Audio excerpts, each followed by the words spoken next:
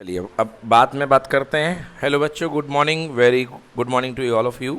Welcome you again at Lokesh sir unlimited study zone. पिछला chapter हमने finish किया चुंबकत्व एवं पदार्थ बड़े बढ़िया तरीके से। अब चल रहे हैं अगले टॉपिक की ओर। अगला चैप्टर का नाम लिख लीजिए कॉपी में, हेडिंग बना लीजिए, विद्युत चुंबकीय प्रेरण एवं प्रत्यावर्ती धारा। विद्युत चुंबकीय प्रेरण तथा प्रत्यावर्ती धारा। प्रत्यावर्ती धारा, तो ये दो चैप्टर है। यहाँ पर हमारा इलेक्ट्रोमैग्नेटिज्म मतलब विद्युत क्षेत्र और चुंबकीय क्षेत्र बस फिनिश होने वाला है। मतलब अब जो हम पढ़ाई कर रहे थे अभी तक चैप्टर नंबर 1 से लेके, तो चैप्टर नंबर 1 से लेके अगला चैप्टर जो चैप्टर नंबर 7 बनेगा प्रत्यावर्ती धारा, वहाँ पर लग जाएगा अब ताला हमारे इलेक्ट्रोमैग्नेटिज्म में। मतलब विद्युत क्षेत्र और चुंबकीय क्षेत्र की कहानी फिनिश, ख़त्म। मैंने आपको जब पहली क्लास में पढ़ाया था तो मैंने कहा था विद्युत क्षेत्र है, हाँ या ना। रुका हुआ इलेक्ट्रॉन क्या देगा? विद्युत क्षेत्र। गतिमान इलेक्ट्रॉन क्या देगा? विद्युत क्षेत्र प्लस चुंबकीय क्षेत्र। और दोलन करता हुआ इलेक्ट्रॉन 3 चीज़ देगा, विद्युत क्षेत्र, चुंबकीय क्षेत्र और विद्युत चुंबकीय तरंगे।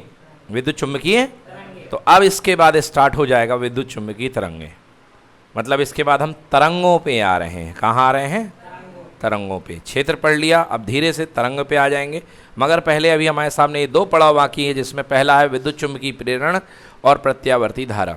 2 चैप्टर्स हमें पढ़ने हैं, तो एक साथ किताब में आपके एक ही यूनिट में बनाए गए हैं, परंतु यहाँ पर इसको हम अलग अलग तरीके से पढ़ेंगे। मज़ा ज़्यादा आएगा, समझ में भी ज़्यादा आएगा। चलिए, तो प्रत्यावर्ती धारा भी मिटा देते हैं। कल मैंने आपको माइकल फैराडे की कहानी बताई थी और बताया था कि ओरस्टेड को देखा सीखी। ओरस्टेड ने जहां विद्युत क्षेत्र से चुंबकीय क्षेत्र बनाया, वहीं माइकल फैराडे ने चुंबकीय क्षेत्र से क्या बनाया? विद्युत क्षेत्र बनाया और आधारशिला रख दी। किस चीज़ की आधारशिला रख दी? संसार में एसी करंट की, प्रत्यावर्ती धारा की, जिससे हमारा संसार आज तक जगमग हो रहा है और हमें ये लाइट चलती हुई, पंखे चलते हुए सब कुछ दिखाई दे रहे हैं। अगर ये नहीं होता तो हमें डीसी करंट का साथ लेना पड़ता। किसका? और बैटरी कब तक दम मारती यार, कितनी बैटरी लगाते, हाँ या ना। मगर आज ऑल्टरनेटिंग करंट हमारे पास में है और हैवी करंट हमारे पास में है। हम जितना चाहें हैवी करंट इस्तेमाल कर सकते हैं, बड़े बड़े पर्पस सॉल्व कर सकते हैं, बड़ी बड़ी समस्याएं, बड़ी बड़ी मशीनरी उससे हम हल कर सकते हैं। तो सही मायने में माइकल फैराडे ने बहुत बड़ा वरदान दे दिया इस सभ्यता को। ठीक है, तो विद्युत चुंबकीय प्रेरण में शुरुआत करते हैं। जो पहला टॉपिक है जिसका नाम है चुंबकीय फ्लक्स। हेडिंग डालिए चुंबकीय फ्लक्स। इसे फाई से डिनोट करते हैं। चुंबकीय फ्लक्स का सिंबल फाई है। ये है क्या? एक्चुअली ये संख्या है। फाई जो है संख्या है। फाई जो है संख्या है। किस चीज की संख्या है? ये मान लीजिए आपके पास कोई वृत्ताकार क्षेत्रफल है। ये क्या है? वृत्ताकार क्षेत्रफल है। और इस वृत्ताकार क्षेत्रफल को आपने एक चुंबकीय क्षेत्र में रख रखा है। इस चुंबकीय क्षेत्र से कुछ लाइंस ऑफ फोर्सेस जा रही हैं। समझ गए ना? लाइंस ऑफ फोर्सेस मतलब बल रेखाएं, चुंबकीय बल रेखाएं। कैसी जा रही हैं? लंबवत। कैसी जा रही हैं? ये गई फोड़ करके ये निकल आई, कुछ इस तरीके से जाएंगी और फोड़ करके बाहर से निकलेंगी। बोली हाँ या ना? ये निकल आएंगी। फीलिंग देने के लिए डायग्राम थोड़ा ऐसा बना रहा हूं कि आपको समझ में आए। यस। फिलहाल इस लूप का क्षेत्रफल कितना है मित्रों? ए। कितना क्षेत्रफल है? ए। ये है। अब आप एक चीज ध्यान से देखिए, इस लूप का क्षेत्रफल ए है और इस लूप के क्षेत्रफल सदिश जो कि अभिलंब कहलाता है। क्या कहलाता है? अभिलंब की दिशा जो है, एन वेक्टर जो है, वो बी वेक्टर के साथ में है। हाँ या ना? बी वेक्टर की क्या है? साथ में है। मतलब बी और एन के बीच का कोण कितने डिग्री है? 0 डिग्री। कितने डिग्री है? तो सीधी बात है, उस समय फ्लक्स इसको भेद रहा है। क्या कर रहा है? भेद रहा है। तो यहां पर जो लंबवत बल रेखाओं की संख्या जा रही है उसको बोलते हैं चुंबकीय फ्लक्स। क्या बोलते हैं? चुंबकीय फ्लक्स। प्रति एकांक क्षेत्रफल से जाने वाली बल रेखाओं की संख्या, चुंबकीय फ्लक्स। समझ गए ना? यस। तो देखिए अब समझिएगा, इसको मैं डिराइव करता हूँ। हाँ, ए क्षेत्रफल से जाने वाला कुल क्षेत्र कितना है? बी। एकांक क्षेत्रफल से जाने वाला क्षेत्र चुंबकीय क्षेत्र कितना होगा? बी अपॉन ए। एकांक क्षेत्रफल से जाने वाली लंबवत चुंबकीय बल रेखाओं की संख्या को ही अपन बोलते हैं phi equal to B upon A. समझ में आ गया? Phi is equal to B upon A. एक मिनट, कुछ मिस्टेक तो नहीं हो रही है? Phi is equals to B dot A होता है भाई, बी अपॉन ए नहीं आएगा। यस, मिस्टेक हो गई। हाँ, कंफ्यूजन हो गया। देखिए, हाँ देखिए यहाँ से ये जो है, ये इसको एक बल रेखा कंसिडर कीजिए। ये क्षेत्रफल कितना है? बी है, हाँ या ना? तो एक बल रेखा का फील्ड कितना है? बी है। कितना है? बी है। एक बल रेखा का फील्ड अपने पास जो है बी है। तो अगर प्रति एकांक क्षेत्रफल से जाने वाला चुंबकीय क्षेत्र कितना है? बी है। तो ए क्षेत्रफल से जाने वाला चुंबकीय क्षेत्र कितना होगा? B dot A. अच्छा, डॉट इसलिए लगाया क्योंकि ये भी सदिश और ये भी सदिश। तो ये जो आएगा, ए क्षेत्रफल से जाने वाली बल रेखाओं की संख्या फाई बराबर कितना आएगा? बी डॉट ए। आ गया समझ में ना? ये है भाई साहब चुंबकीय फ्लक्स की परिभाषा। और याद रखिएगा, ये जितनी बल रेखाएं हैं ये सब की सब क्या होनी चाहिए? लंबवत। क्या होनी चाहिए? आई बात समझ में ना? ये बल रेखाएं क्या होनी चाहिए? फिर से लंबवत होनी चाहिए। ठीक है ना? हाँ, एक बार मैं फिर से बता देता हूं। दिए गए क्षेत्रफल से लंबवत गुजरने वाली बल रेखाओं की संख्या को, चुंबकीय बल रेखाओं की संख्या को क्या बोलते हैं? उस सतह का चुंबकीय फ्लक्स। उस सतह का चुंबकीय फ्लक्स। समझना बेटा, अगर एकांक क्षेत्रफल से जाने वाला क्षेत्र कितना है? बी, हाँ या ना? एकांक क्षेत्रफल से जाने वाला क्षेत्र कितना है? बी। अतः ए क्षेत्रफल से जाने वाला कितना होगा क्षेत्र? बी इंटू ए। तो टोटल बल रेखाओं की संख्या कितनी हो गई? B into. आई बात समझ में ना? तो लिखिए कॉपी में, चुंबकीय फ्लक्स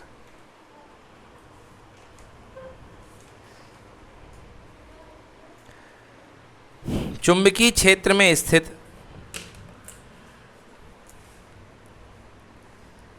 चुंबकीय क्षेत्र में स्थित किसी तल से, चुंबकीय क्षेत्र में स्थित किसी तल से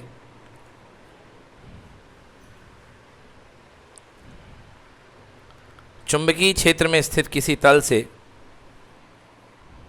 गुजरने वाली कुल बल रेखाओं की संख्या को, गुजरने वाली कुल बल रेखाओं की संख्या को चुंबकीय फ्लक्स कहते हैं।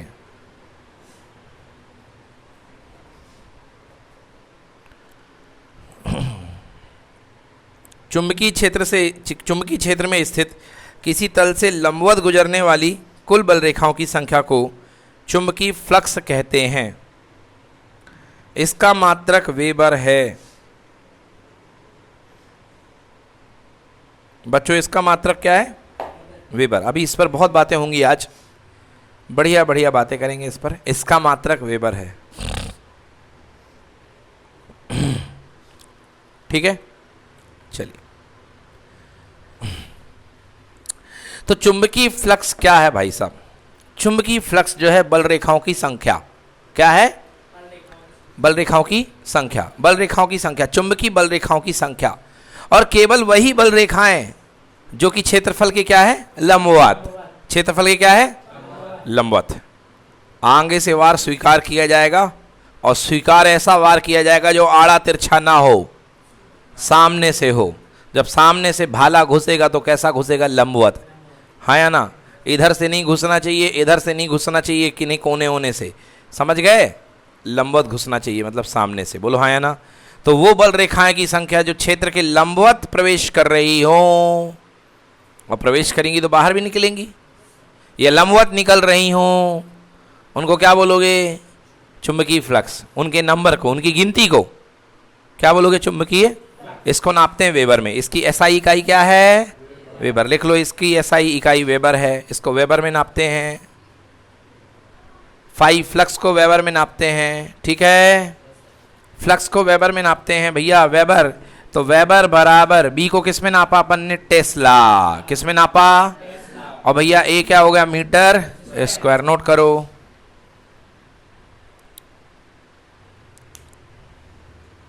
तो 1 वेबर बराबर टेस्ला मीटर स्क्वायर।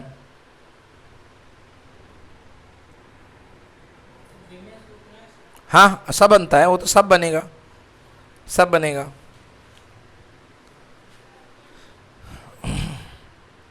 ठीक है, लिख लिया। चलो आ जाओ भाई, ऑपरेशन थिएटर में चलते हैं, इसका ऑपरेशन करेंगे, खोल खाल डालते हैं इसको पूरा।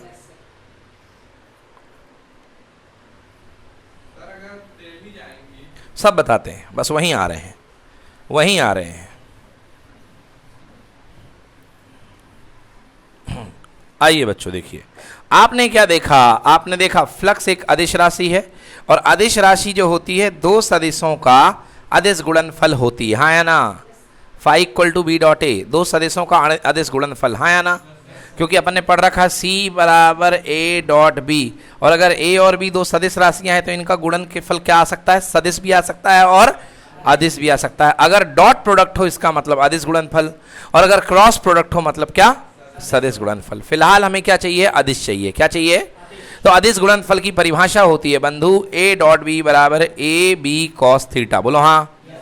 तो भैया यहाँ से फाई बराबर b का परिमाण, a का परिमाण और क्या cos थीटा। ध्यान रखिएगा थीटा किसके किसके बीच का कोण है, b का और a का, और a का सदिश उसका अभिलंब सदिश होता है।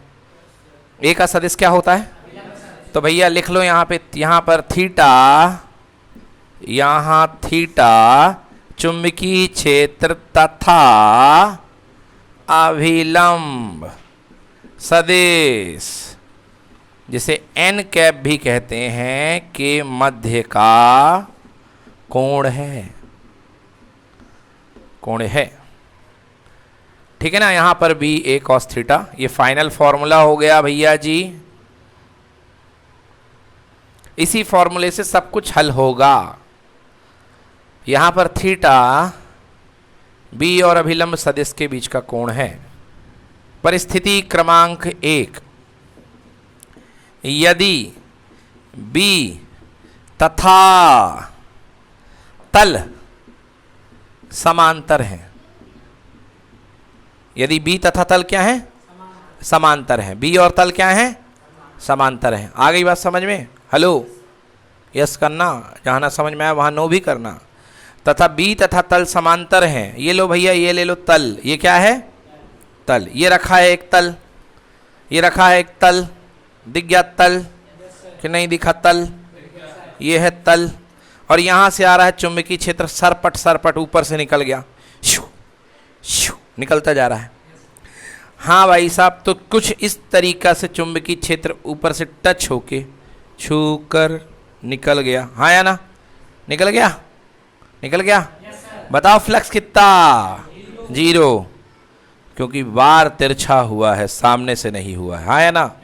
और मैथमेटिकली देखो, बोलो इसका अभिलंब कहाँ जाएगा, ऊपर जाएगा। अभिलंब सदिश कहाँ गया, चुंबकीय क्षेत्र कहाँ गया, इधर। बताओ दोनों के बीच का कोण, अभी पढ़ाया अपन ने, फाई का कुल मान होता है बी ए कॉस थीटा, तो भैया बी ए कॉस का 90, आंसर कितना आएगा, कमाल करते हो, बिल्कुल सही।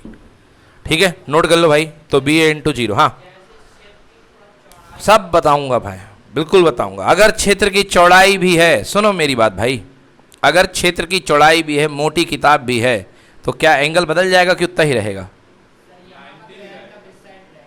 हाँ उससे कोई मतलब नहीं है। वो क्षेत्रफल के, वो क्या माना जाएगा, तल के समानांतर ही माना जाएगा, तल के क्या माना जाएगा, समानांतर ही माना जाएगा। भाई यहां से थोड़ी ना वार हो रहा है कि लंबवत हो जाए। भाई यार निचला पृष्ठ भी तो समांतर है यार, शीट ऐसी रख, शीट ऐसी रख, अभी रख रहा हूँ उसको रख रहा हूँ, उसको रख रहा हूँ। कहाँ से, हाँ हाँ समांतर नहीं है ये। अच्छा एक बात, नहीं नहीं नहीं नहीं, अच्छा ये बताओ इस बिंदु पर इसका अभिलंब कहाँ होगा, ऊपर होगा कि सामने हो जाएगा, बस अभिलंब कितना होगा। अरे भाई अभिलंब कहाँ होगा इस बिंदु पर, हाँ मैं भी उतना ही देख रहा हूँ। उस बिंदु का अभिलंब बताओ क्या होगा। नहीं होगा, नहीं होगा, नहीं होगा भाई मेरे, पूरी शीट का एक ही अभिलंब होगा, इस शीट का सामने की तरफ। कहाँ होगा? सामने की तरफ। ये कोई बेलनाकार चालक नहीं है कि उसका अभिलंब वहाँ आपको मिल जाए।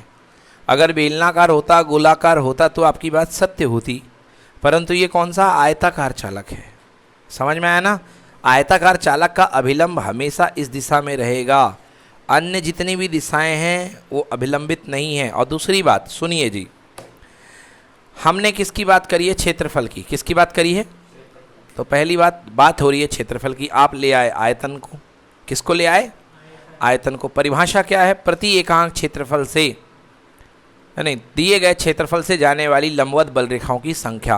और क्षेत्रफल में केवल दो चीज़ें होती हैं, एक लंबाई और एक चौड़ाई। भैया थिकनेस तो होती ना है, तो थिकनेस दे करके आप मामला बिगाड़ रहे हो, है ना?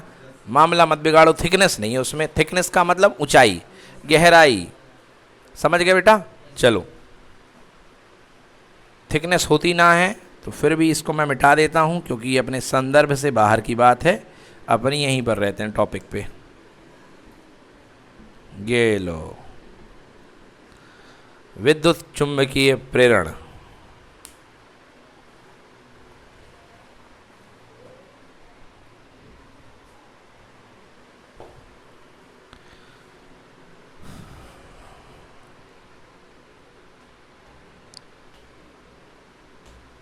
डन? सही है। यहां थीटा बी तथा अभिलंब सदिश एन कैप के मध्य का कोण है।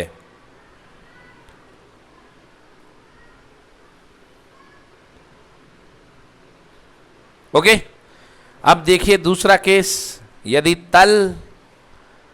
तल और चुंबकीय क्षेत्र एक दूसरे के लंबवत हों, तल और चुंबकीय क्षेत्र एक दूसरे के क्या हों?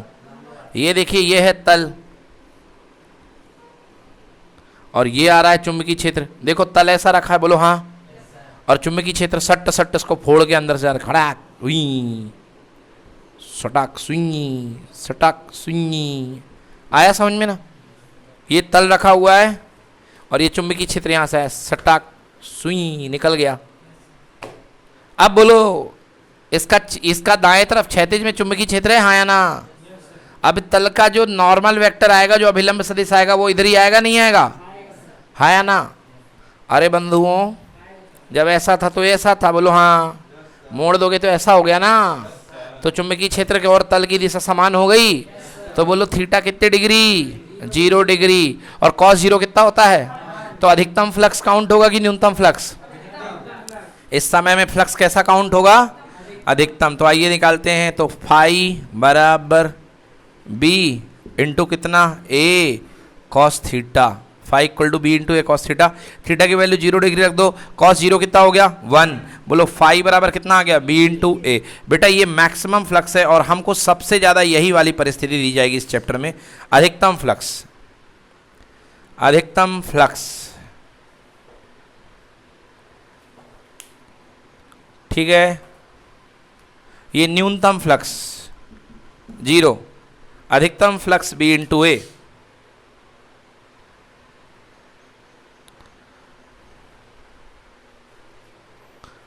तो ये अधिकतम और ये न्यूनतम।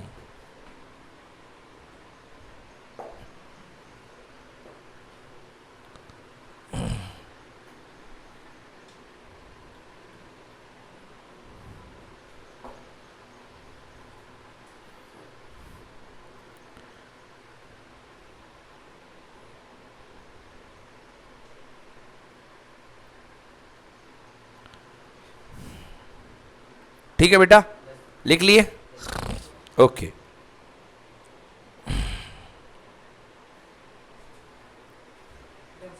ठीक, देखो बेटा, तो आपने अधिकतम फ्लक्स और न्यूनतम फ्लक्स निकाल लिया।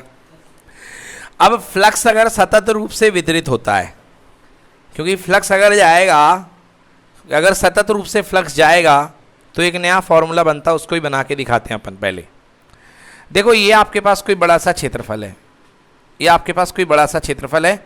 इस क्षेत्रफल का नाम ले लो एस। क्या ले लो बेटा? एस। वैसे हम लोग ए भी बोलते हैं, तो आप ए भी ले सकते हो। मगर ज़्यादा अच्छा सरफेस के लिए क्या यूज़ करते हैं फिजिक्स में? एस। क्या यूज़ करते हैं? एस।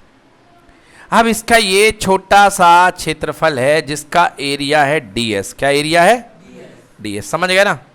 अब यहां से लाइंस ऑफ फोर्सेस आई, ये ऐसे रखी बेटा शीट है, ऐसे रखिए हवा में बाहर की तरफ, ये लाइंस ऑफ फोर्सेस यहां से आई, हाँ यहां से लाइंस ऑफ फोर्सेस आई और ये पार होकर के सुई निकल गई। बोलो हाँ, ठीक है ना? एकांक क्षेत्रफल से निकलने वाली बल रेखाओं की संख्या b, तो ds क्षेत्रफल से निकलने वाली बल रेखाओं की संख्या लंबवत कितनी? b dot ds। हाँ या ना?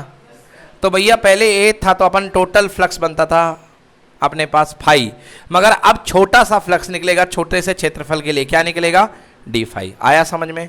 तो बेटा डी फाई बराबर B dot d s, d phi बराबर बी डॉट डी एस। अब सर ये क्यों इस्तेमाल कर रहे हो?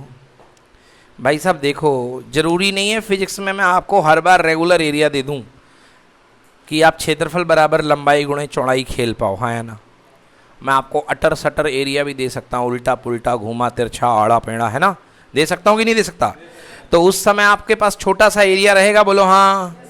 और अगर ये पूरा का पूरा नीचे से एक धुआंधार फ्लक्स पे रखा हुआ है, नीचे से निकल रहा है, तो कुछ ऐसा सोचो कि ये जो खींच करके इसको पूरे में लेके आना पड़ेगा कि नहीं आना पड़ेगा? बोलो हाँ या ना? तो ये किस प्रकार का फ्लक्स वितरण है? सतत है कि असतत है? सतत है ना भाई। ये फ्लक्स का वितरण हर बिंदु पे हो रहा, मतलब क्या है? सतत है, तभी तो आप इसको खींच पाओगे। और सतत वितरण के लिए फिर क्या अपने पास टेक्निक हो? इंटीग्रेशन। क्या लगता है? तो भैया कुल फ्लक्स निकालने के लिए कुल फ्लक्स बराबर छोटे से फ्लक्स का क्या? अवकलन। छोटे से फ्लक्स का अवकलन ना, ये समाकलन है। क्या है ये? समाकलन। छोटे से फ्लक्स का क्या? समाकलन। हाँ या ना? क्यों भाई? हाँ, तो डी फाई बराबर बेटा समाकलन डी फाई की वैल्यू बोलो कितना हुआ? B dot d s. तो ये आ गया टोटल फ्लक्स। ये देखो फॉर्मूला, स्टैंडर्ड वाला फॉर्मूला, स्टैंडर्ड वाला, बी डॉट डी एस। ठीक है ना? हाँ, जब 8वीं क्लास की गणित आपका साथ छोड़ दे समझ जाना यही लगने वाला है। लंबाई गुणे चौड़ाई जब साथ छोड़ दे तो फिर यही लगेगा। नोट कर लो।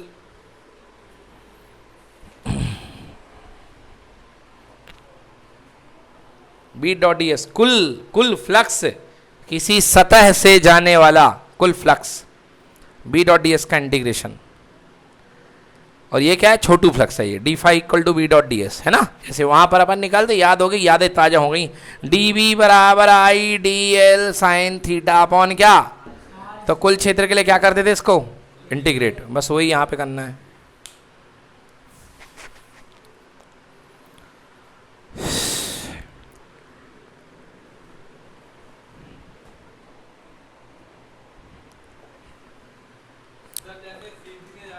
अब अरे यार फिर कुछ आ रहा हूँ भाई, उस पर आ रहा हूँ, आ रहे भाई उस पर।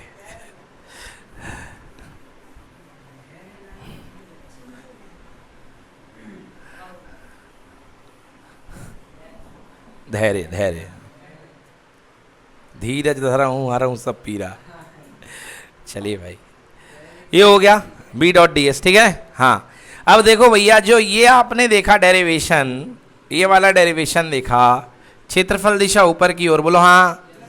और चुंबकीय क्षेत्र भी क्या ऊपर की ओर? हाँ या ना? क्षेत्रफल ए था, अधिकतम चुंबकीय फ्लक्स आया, कितना आया? फाई बराबर B into A, phi equal to B into, अब डॉट नहीं लगाओ बेटा, डॉट तो मैंने पहले ही खेल दिया। फाई बराबर B into A into cos theta, cos 0 degree, हाँ है ना? तो कॉस 0 हो गया 1, तो फाई बराबर कितना आ गया? बी इंटू ए।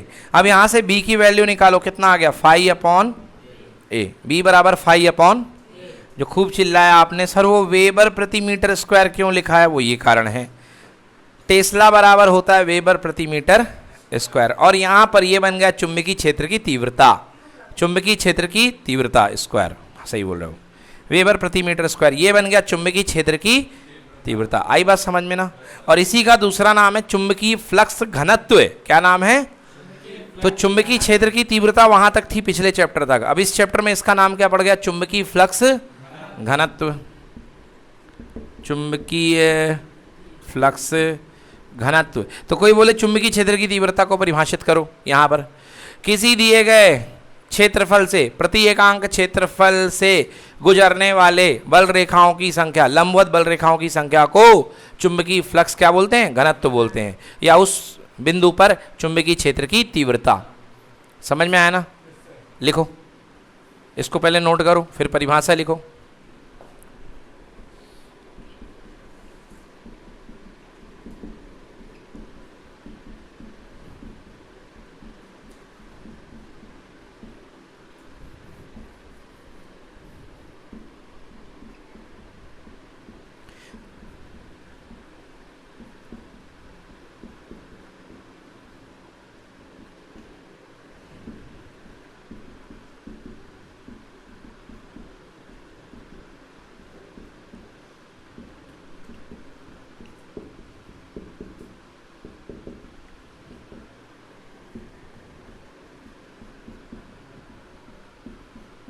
ले भाई, लिख दी मैंने एकदम आयुर्वेदिक डॉक्टर वाली हिंदी।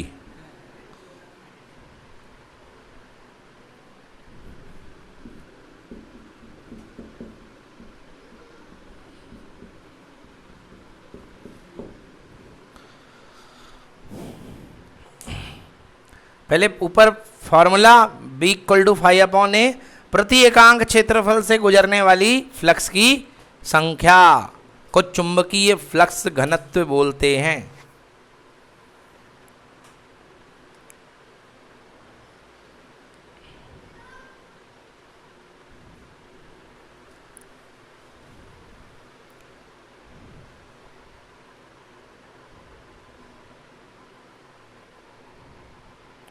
दिए गए एकांक क्षेत्रफल से लंबवत गुजरने वाली चुंबकीय फ्लक्स की संख्या को, चुंबकीय फ्लक्स को, क्योंकि चुंबकीय फ्लक्स खुद में संख्या ही तो है, तो चुंबकीय फ्लक्स की संख्या काट दो। चुंबकीय फ्लक्स को उस बिंदु पर चुंबकीय क्षेत्र की तीव्रता कहते हैं। ठीक है, चुंबकीय फ्लक्स खुद में संख्या है, इसलिए की संख्या लगाने की जरूरत नहीं है।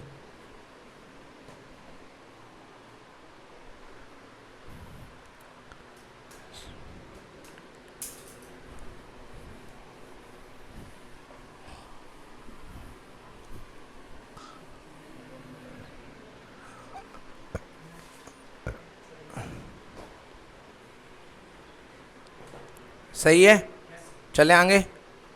ठीक है, इसको चुंबकीय फ्लक्स घनत्व बोलते हैं, ये तो हो गई बात।